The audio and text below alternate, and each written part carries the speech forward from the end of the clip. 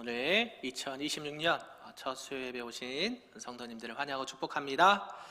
오늘도 말씀을 통해서 하나님의 크신 은혜가 우리에게 충만하기를 간절히 소망합니다. 아멘.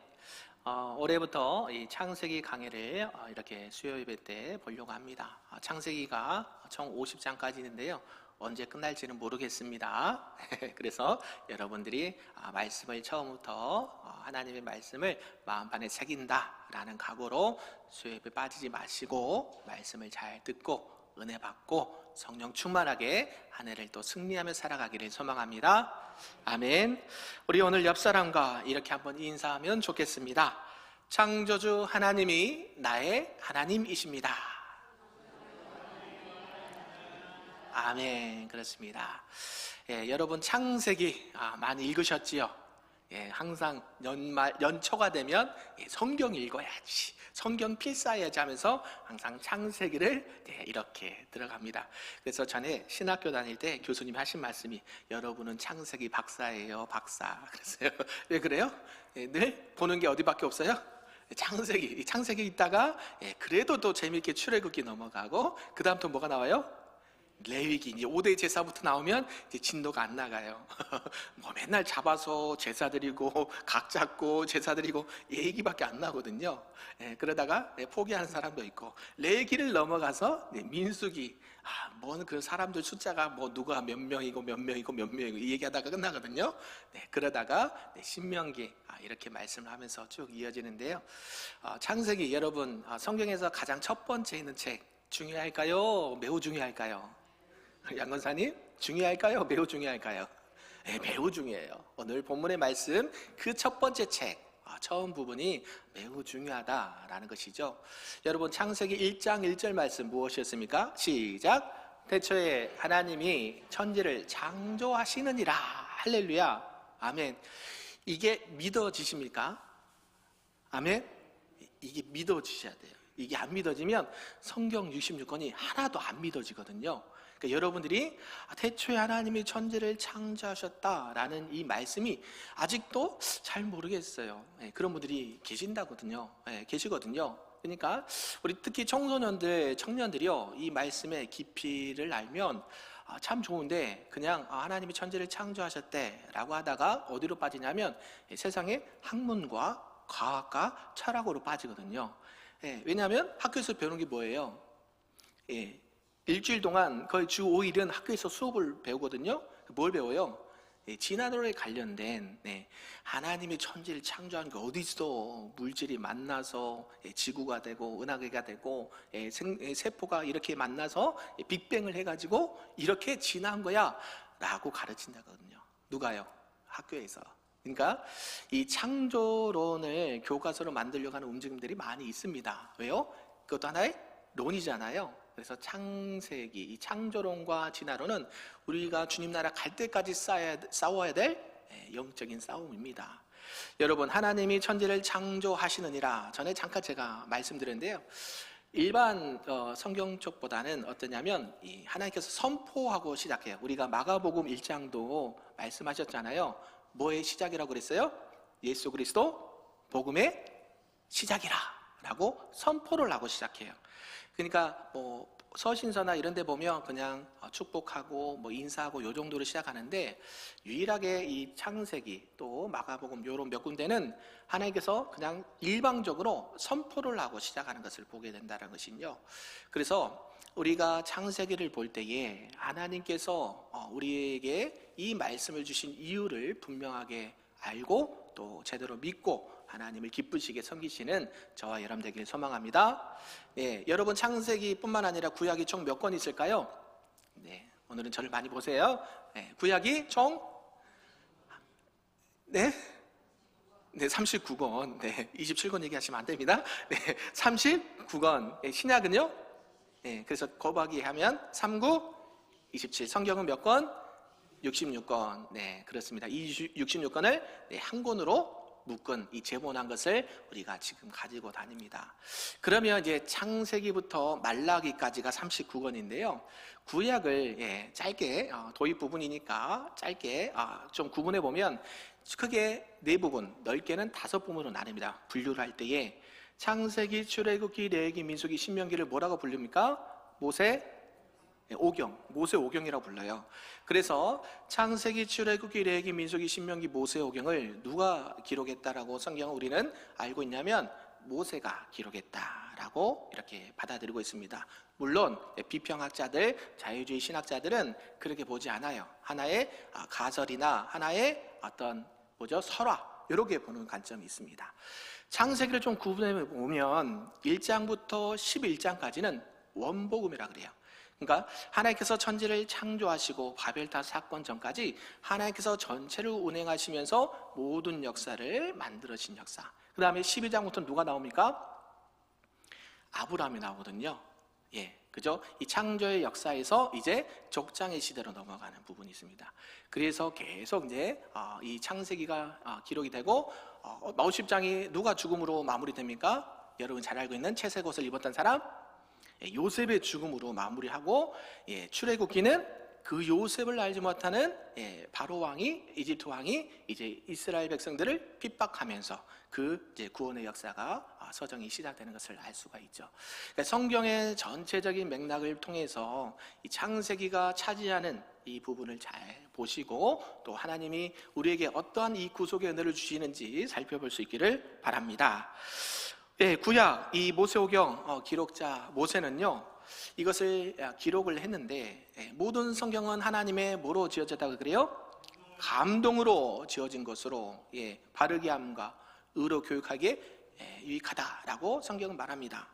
그래서 이 구약 모세오경을 기록한 모세가요 이 창세기를 기록했을 때 이 광야라는 절망적인 현실에 던져진 이스라엘 백성에게 주어진 이 생명의 헌장과도 같은 말씀이다라는 것이죠. 이 성경을 볼 때에 여러분 이제 성경을 쭉 읽으시고 필사하시죠. 말씀을 들을 때도 여러분들이 이 창세기 말씀 얼마나 많이 들었겠습니까?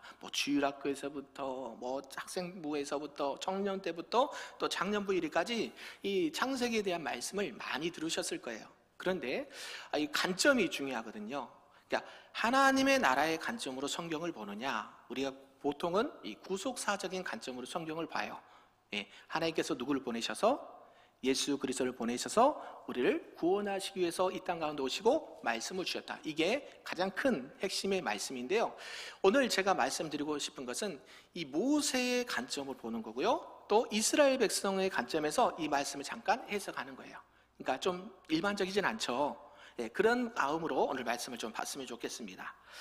그렇다면 이 모세가 왜 이 광야에서 창조 이야기를 갑자기 꺼냈을까요? 그죠? 하나님의 감동으로 된 것으로 이제 성령의 인도하심에 따라서 이제 기록을 합니다. 기록을 하는데요. 이게 광야에서 이 기록을 한 거거든요. 이스라엘 백성들은 잘 알듯이 이 400년 동안 이집트에서 노예 생활을 합니다. 이 애굽, 이집트에서 물질 문명과 이 우상 숭배의 정신에 물들어 있었습니다. 그런 가운데 이 출애굽 이후에 이 광야에 던져진 그들이 당장에 먹을 떡과 물 앞에서 하나님을 원망하고 그들이 영적으로 매우 혼란하고 공허한 상태를 경험하게 된다라는 것이죠. 이 말씀을 받은 것이 바로 이 시기였다라고 말하는 분들이 있습니다.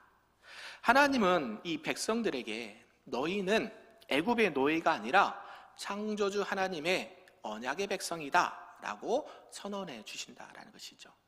그래서 그들의 삶과 인생의 정체성, 여러분들의 삶의 목적이 어떤 것인지를 다시 한번 재정립하기 위해서 이 말씀을 기록하게 되었다라는 것입니다. 결국 이 창조의 역사는 이 하나님께서 이 이스라엘 백성들, 우리 온 인류를 구원하시기 위한 이 구원의 약속을 시작하는 이 서러운 부분이다라는 것을 기억하셨으면 좋겠습니다. 그렇다면 우리의 신앙과 삶을 한번 살펴보자는 것이죠. 우리도 이 애굽에서 살다가 이스라엘 백성처럼 광야에 던져진 현실과 비슷하다라는 것이죠. 어려움이 조금만 생기면 어떻습니까?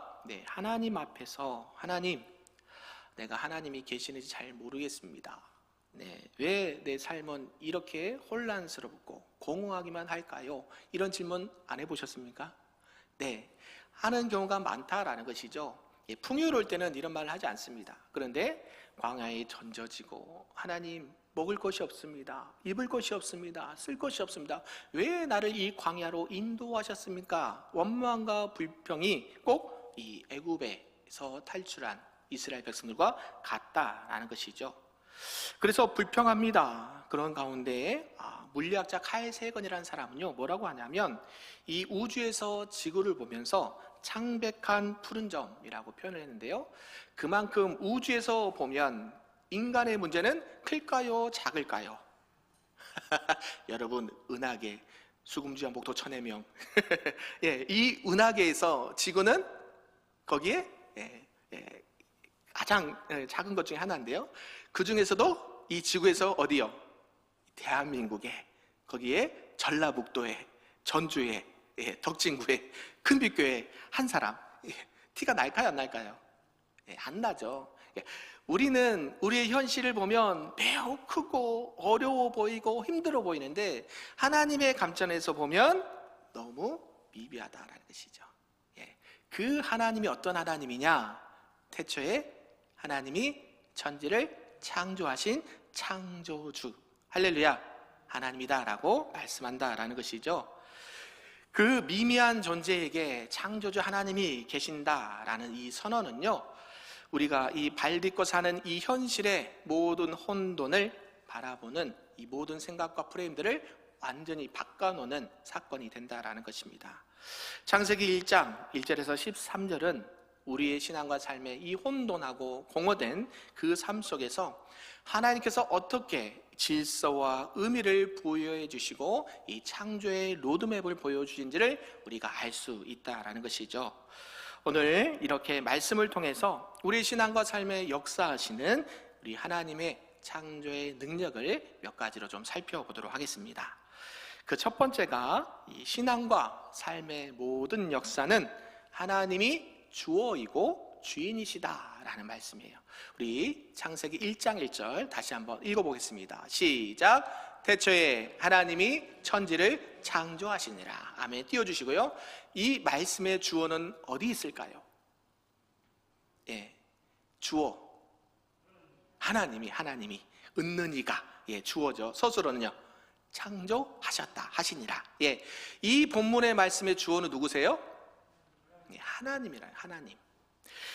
우리의 인생과 신앙의 삶의 첫 번째는 하나님이라는 것을 우리가 고백해야 된다라는 것입니다.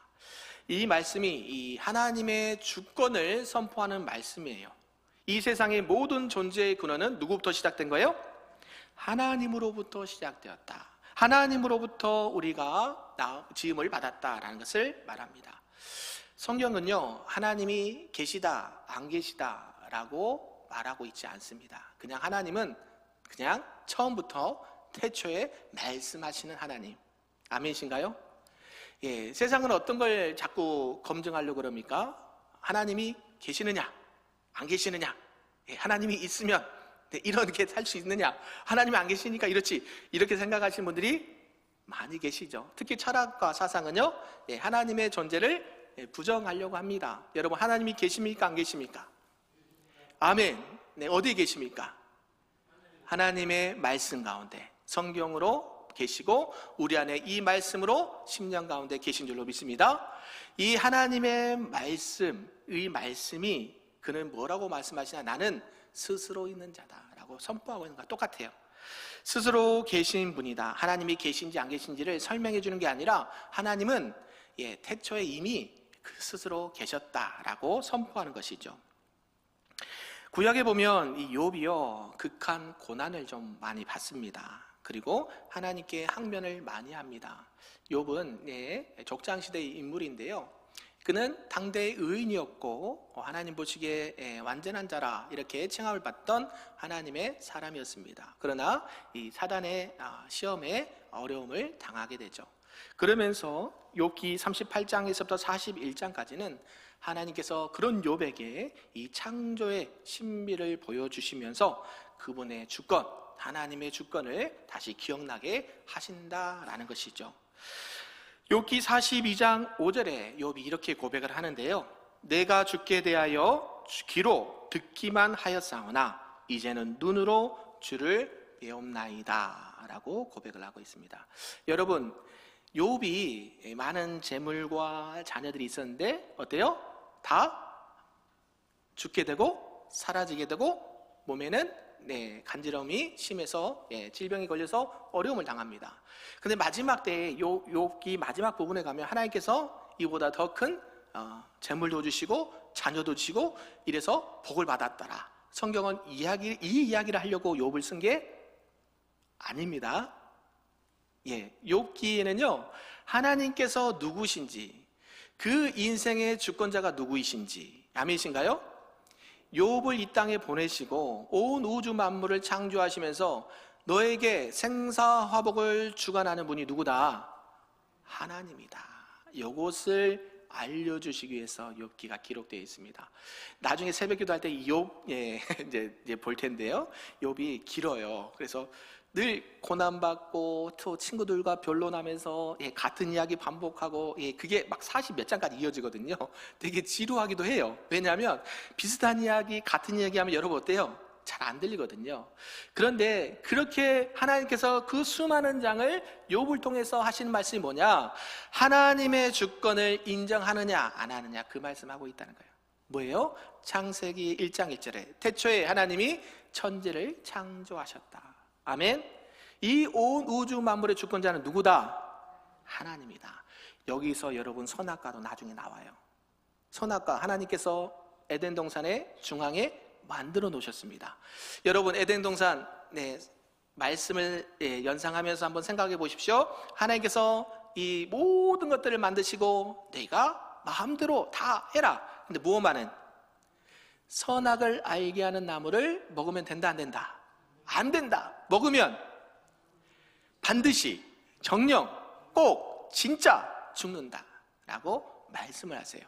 그래서 많은 사람들은 하나님이 일부러 그거 만들어 놓으셔가지고 먹게 만드신 하나님 참 나쁜 하나님이라고 생각을 하는 사람도 있습니다. 그런데 하나님께서는 그를 괜히 만드신 게 아니지요. 신앙에 우리 이제 초신자들과 이제 교회에 새롭게 등록하신 분들은 이 부분에 대해서 충분한 설명이 있어야 돼요. 여러분도 잘 알겠지만 하나님께서 왜 선악과를 만드셨을까요? 앞에 말씀과 비슷합니다. 너희들을 창조하는 창조주 누구다? 하나님이다. 모든 피조물을 너희들이 다 다스리고 생육하고 번성하고 충만해서 다 다스리지만 그 모든 주권은 누구에게 있다? 하나님께 있다. 그래서 뭐라 그래? 사단이 유혹할 때 하와에게 먹어봐. 뭐처럼 돼? 하나님처럼 돼.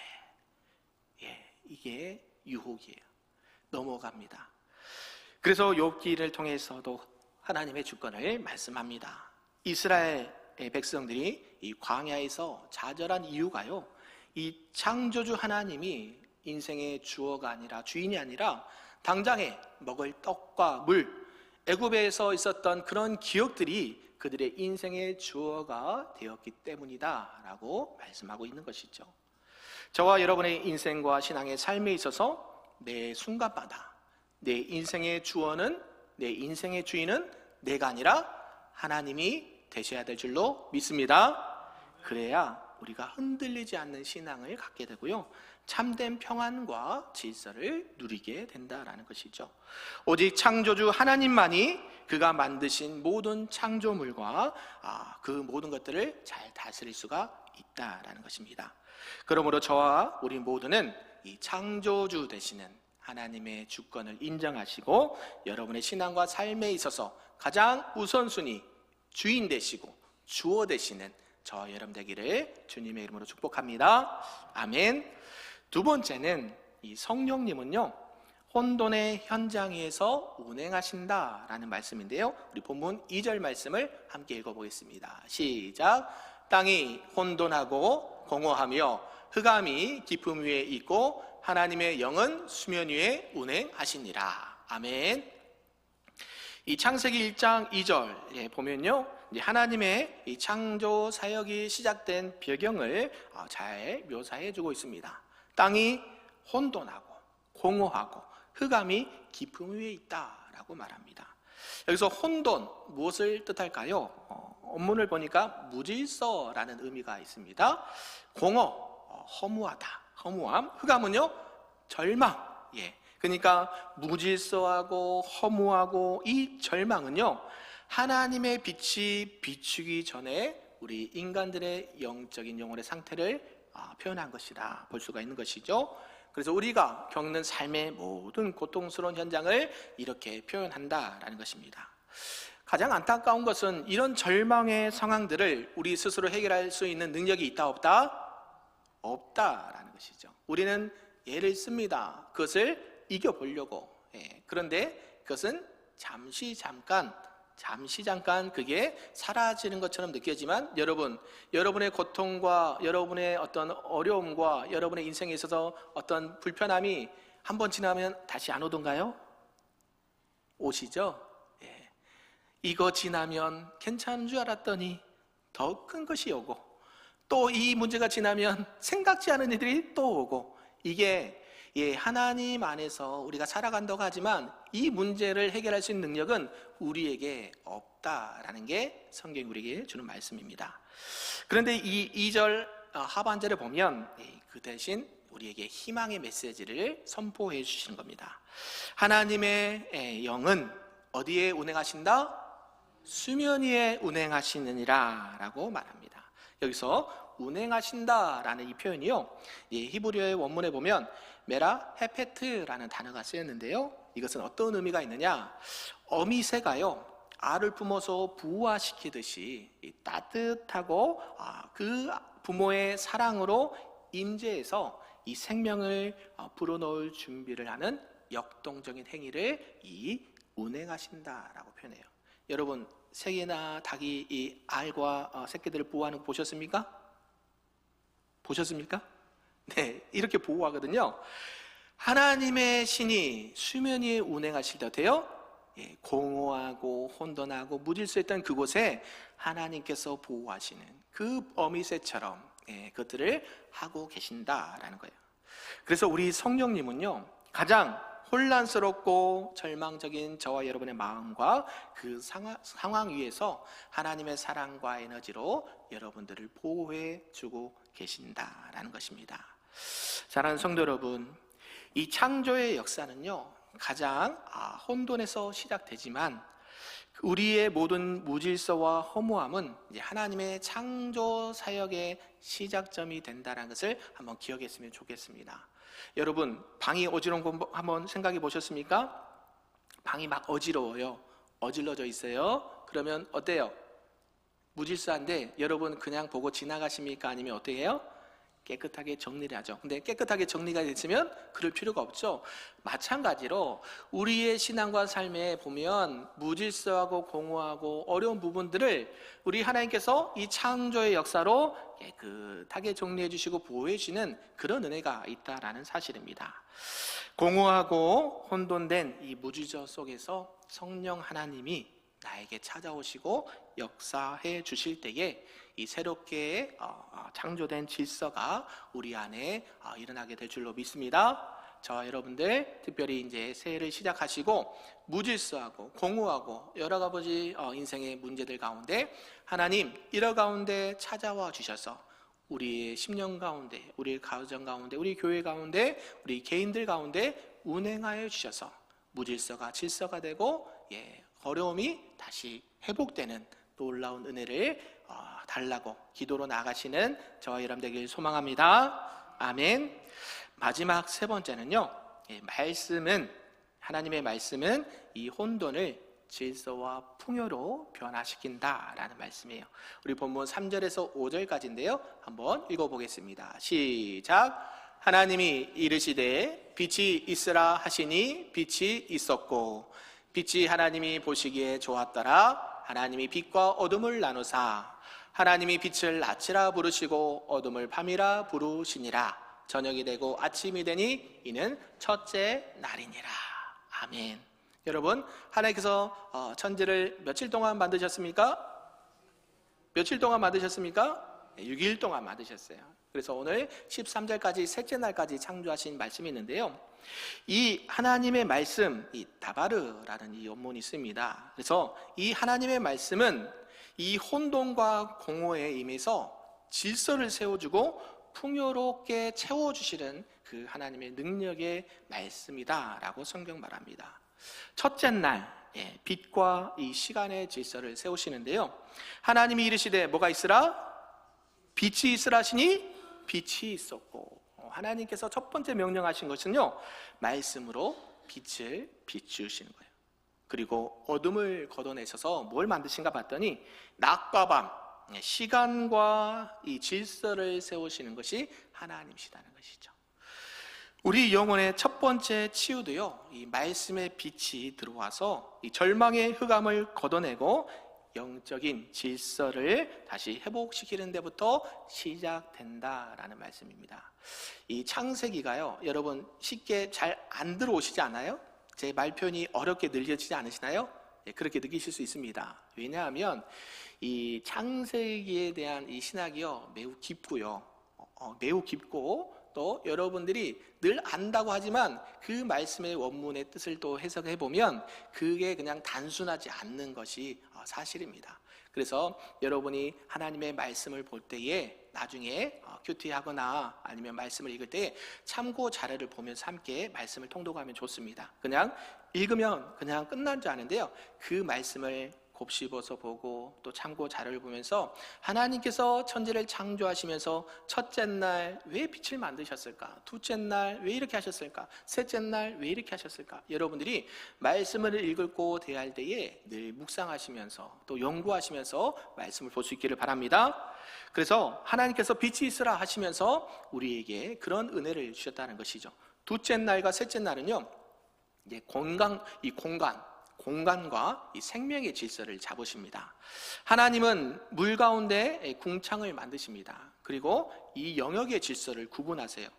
물을 모으셔서 묻을 땅이라 부르시고 또 바다로 이렇게 구분을 하십니다. 이 공간을 나누신 거죠. 하늘 위의 궁창과 하늘 아래 궁창을 만드셔서 묻을 만드시고 땅과 하늘을 만드십니다. 이것은 뭐냐면 하나님께서 이 생명과 풍요의 질서를 세우셨다라는 것이에요. 결국 우리의 신앙과 삶 속에도 구분됨이 있어야 돼요. 구분됨. 뭐냐면 하나님 안에 거룩함과 또 세속과 구분되는 질서가 있어야 된다는 것이죠. 그래서 신약에 말씀하는 것처럼 뭐냐면 우리가 세상에서 하나님의 자녀로 부르심을 받았지만 다시 어디로 가요? 세상에 보내심을 받아요. 누가요? 저와 여러분이.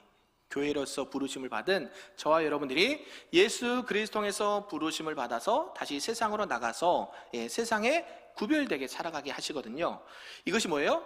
하늘에 있는 궁창과 또 아래에 있는 궁창을 통해서 하늘과 땅을 구분하신 그 구분의 그런 역사가 우리의 신앙과 삶에도 나타나고 드러나야 된다라는 것이죠. 그래서 우리의 신앙과 삶도 이 거룩함 또 세속함을 나누는 영적인 경계선이 분명해야 된다라는 것입니다. 땅이 각기 종류대로 결실을 맺었듯이요, 하나님은 우리의 신앙과 삶 속에 이렇게 결실의 공간도 허락해 주셨다라는 것입니다. 그러고 나서 하나님께서 이 모든 창조의 결과를 보시면서 뭐라고 말씀하셨습니까? 우리 4절과 10절, 12절을 보면 이런 표현이 있습니다. 하나님이 보시기에 좋았더라. 하나님이 보시기에 좋았더라. 하나님이 보시기에 좋았더라. 아멘. 우리 옆 사람을 보면서 한번 인사해 볼까요? 당신은 하나님이 보시기에 너무 아름다운 존재이십니다. 시작. 아멘. 네, 하나님 보시기에 좋았더라. 심히 좋았더라. 나옵니다. 이것이요, 하나님이 창조하시고 우리를 만드시고 이 땅 가운데 우리를 부르신 그 은혜가 여기 있다라는 것이죠. 혼돈과 공허함과 이 모든 가운데 하나님의 말씀이 임할 때에 질서가 세워지게 되고요, 하나님 보시기에 완벽한 토부, 보시기에 좋았더라, 이런 은혜가 있는 줄로 믿습니다. 올 한 해 여러분들의 신앙과 삶 속에 하나님이 보시기에 좋았더라 라고 칭찬받고 또 하나님 앞에 영광 올려드리시는 저와 여러분 되기를 주님의 이름으로 축복합니다. 아멘.